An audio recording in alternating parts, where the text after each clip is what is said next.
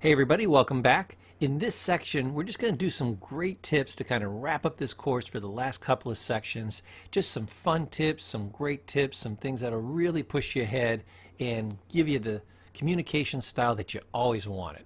So let's jump right in. Now the first one, this is a powerful one, is to show appreciation for other people's ideas, experiences, and feelings. Why? Because this is literally who they are. The likability factor, we talked about this earlier, is huge. If we hang out with people we know, like, and trust, we listen to and are influenced by people we know, like, and trust. We listen to people who we know, like, and trust. Like and trust are the biggest things. And which comes first, you think, like or trust? Like, you probably aren't going to get far enough in a communication unless you've known somebody for a long time that they're going to trust you. But likability can happen almost instantly. And they can feel like they know you almost instantly. So you can get 2 out of 3 pretty quick. And maybe a little bit of trust. But that might be for different training. So here's how you gain a huge amount of likability. People are in love with their ideas, right, wrong, or indifferent. You're probably never going to change their ideas, and they're just waiting. They are starved for people to show appreciation for their ideas. They also think their experiences are wildly valuable, even though they're probably fairly typical experiences. They wouldn't be describing them to you if they didn't have a huge significance to them. Therefore, it should have the same level of significance to you. It's simple appreciation. People love it. And how about if somebody told you about their feelings and you didn't appreciate it? How would they feel? Completely unappreciated, if not humiliated and embarrassed. So you always have to show appreciation for their feelings. And you also, and I'll add this in, you want to show appreciation for who they are. Don't just reflect on, oh, that must have been a horrible experience. Talk to them about how much strength they must have had and how much character they must have had. Talk about who they are in this experience. That must have made you so much stronger, you know? I wish I had those kinds of strengths. I don't wish that experience on anybody, but I wish for that strength. That's showing appreciation of who they are. And that's the highest level of appreciation. Because you can like somebody's ideas, you can like their clothes, their shoes, their experiences, you can, give homage to their feelings, but what they really want you to care about, what they really want you to like, what they really want you to appreciate is what? Them. Who they are, their very essence. That is great communication. Compliments. Compliments are interesting. I read a study where people don't care if you're lying or not. Your star, your value with that person will still go up. They can know you're amazingly full of BS and they still like you better. This is how starved people are for compliments. So compliments are great for increasing likability, and it makes people more open to what you have to say because they want to hear more. It's a big factor in likability, which we said is huge. So we're more likely to listen to and be influenced by people we like. Now, to give the best compliments, what you want to do is you want to make sure that you're complimenting the person. I always give the example, hey, nice shoes. Well, did you compliment the person? Maybe in a backhanded kind of way. You really just complimented their shoes. And they're not going to get excited that you like their shoes. Now you give them a slight backhanded compliment in terms of they had to select those shoes. They had to pick those shoes. They had to search for those shoes. So it's a compliment to them in that way, but it's very weak. Now, if I say, wow, those shoes look great on you, now I didn't compliment the shoes, I complimented you. If I say nice dress, I complimented the dress. If I said you look amazing in that dress, I just complimented you, not the dress. Which one do you think people would want you to compliment more? The dress or them? They always want you to compliment them. Same thing when you're out in the golf course. Oh my God, that was an amazing shot. You complimented the shot. You say, I can't believe you made that amazing shot. You're a fantastic golfer. I just complimented you and your golfing skills. That's a better compliment. I said the same thing. It was all about that last shot. But it's totally different to the person receiving it. Make sense? Let's drive on. Now, this is a very important section because this is how to use conversations to build a rapport, to build a relationship, to get somebody to feel closer to you. And this is a great thing to use in your relationships very sincerely, because your relationships will get stronger. They'll be kinder, more loving, more beneficial to you and to them. A true win-win if ever there was. So, a couple conversation tips. Listen to and tell stories. People love stories. I'll have an actual little section on this on why stories are so important.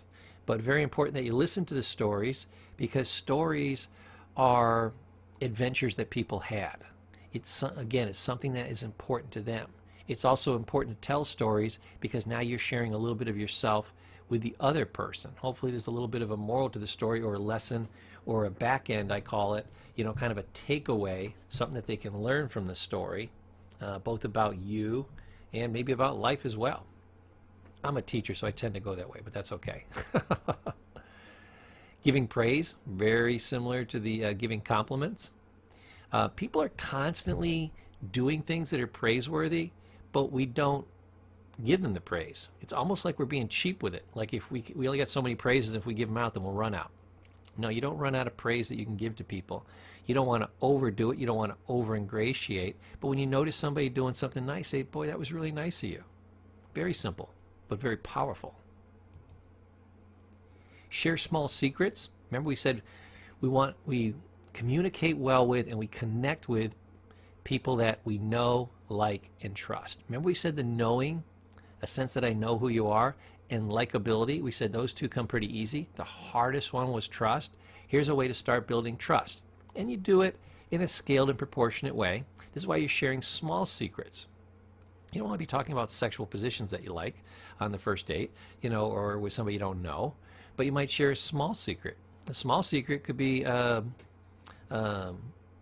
dressed my dog up for Halloween. Kind of dumb, kind of embarrassing, but I did it. Okay? That one you can share. Okay? So you look for small secrets that you can share that give people a sense that you're trusting them a little bit. Then they'll trust you a little bit, and they will share a little bit more with you. The more you share with them, the more they'll share with you. You get this reciprocity going, and this creates trust. Great, great way to do it. Share goals. Goals are the things that are most important to you. If you share your goals with them, guess what? They're probably going to reciprocate, and they're going to start talking about their goals. And certainly after you've talked about your goals, you can give them the opportunity to talk a little bit about their goals. Their goals are the major things they want in life. How valuable is that to know in a conversation if you're trying to be influential with somebody? And isn't this sharing? Because these things are very important. When you're sharing something that's very important with somebody, that creates trust. That second thing that's hard to get. Share small bits of personal information. So it might not necessarily be a secret, but you can share little things. Hey, here's what I do for a job. Here's what I used to do when I was growing up. Here's one fun thing I used to like to do. Here's a little bit of tidbit of information about one of my siblings, or you know, I have 3 dogs. You know, whatever the little bit of personal information is, things you like to do. I like to go fishing, golf, camping, whatever it is. Share a little bit of that. Again, as people know personal details, they feel like you're sharing things instead of hiding things. Hiding things creates concern and distrust. Sharing things and giving little tidbits of personal information creates knowing and therefore trust and comfort. Demonstrate liking. Who do you like the most? The people that demonstrate that they like you. They hug you, they kiss you, they slap you on the back, they tell you jokes, they got a big smile on their face when they see you. You know, they just love you to death. They demonstrate liking over and over and over and over and over again. So you need to demonstrate some liking. When they tell you stories, say, boy, I really like that. You know, I like that you do this. You can use the word like, you know, but you can demonstrate liking in a lot of different ways. Just by smiling, by agreeing. I can demonstrate somebody that I like them by picking up the check. There's a lot of ways to demonstrate liking. But make sure you're doing it. We always forget this in communication. I try never to forget it. Note similarities. Remember we said we connect with people that we know, like, and trust. Here's what we typically know, like, and trust. People that have the good taste to be just like us. Salesmen used to use this as a technique. I'm sure they still do. They would look around your office or your house. They would see something that matched up with something that was in their life, and they would note it. Oh, you like golf? I like golf. You like dogs? I like dogs. You like cats? I like cats. Boom, boom, boom, boom, boom. Hopefully it was very sincere, but people are always telling you things, and you're going to have at least a 20 to 30% overlap. Just note it. Oh, you like that? I really like that too. When I was a kid, I started doing blah, blah, blah, blah. You know, that's how I got into that. Boom. Let them tell their story back about how they got into it. Note the similarities.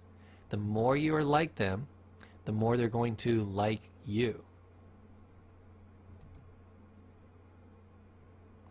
And the last one is use humor. Nobody defends against humor. Humor can tell little stories. Humor helps people have a good time. Why are people conversing anyways for no godly reason? Unless they're forced to be stuck in a room with you. This is like mandatory court ordered. You want people to have a good time. People have a good time when you make them feel good about themselves and when you make them happy. So my goal when I'm with anybody is to make them have a good time. So listening to them makes them happy. Complimenting them makes them happy. Having that human connectedness with them makes them happy, and telling jokes makes them happy, you know? Or even enjoying their jokes. Maybe they're the funny one and you're the less funny one. Enjoy their sense of humor, and you have a good time. If you're having a good time, we like to match the people that we're with. If you're smiling more, they'll smile more. You laugh more, they'll laugh more. You're a little more trusting, they'll be a little more trusting. You're a little bit more energetic, they'll be a little more energetic. So in NLP, Neuro-Linguistic Program, we call this matching and mirroring. You can match to the other person, but you can also get the other person to match you. You can tick things up a notch, make them a little happier, make them a little more energetic. They will love you for that. We never dislike people that we have a good time with. You know, we're craving people to come into our lives and make us feel better without us having to do anything. That's a gift.